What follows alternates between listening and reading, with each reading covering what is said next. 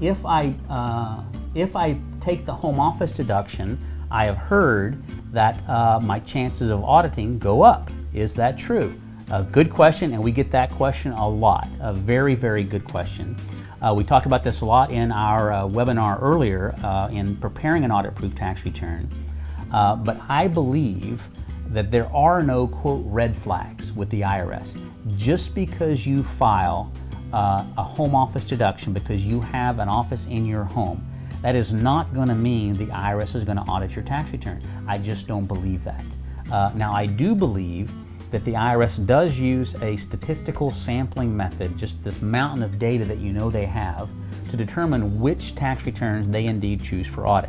So the more detail you have on your return, the more complex your return is, the bigger chance you're going to be audited, just because you're going to fall in more than one of those data stratums that they have in selecting returns. And the home office deduction is one of those. But it's not any more difficult or critical or audit worthy than any other number on your tax return.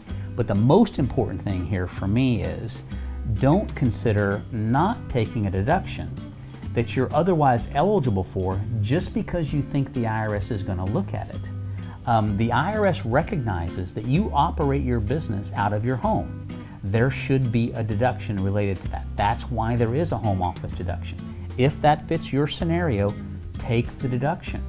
Just make sure you go through and cross your T's, dot your I's, make sure you have the support for the numbers on your tax return, which you should anyway, as we all know, but make sure you take the deduction. Now, the IRS tells us that the average home office deduction is about $2,500, $2,500 and some change. For most of us, depending on your marginal tax rate, that translates into about $800 in cash. Okay, now the question is, would you write a check to the IRS for $800 just so your chances of being audited would go from 1% to 0.99%? That seems really silly to me. So even if you believe that your chances are going to slightly go up, it doesn't make sense to me not to take a deduction that you otherwise are eligible for. So I don't believe there are red flags. If you're eligible for the home office deduction, certainly take it.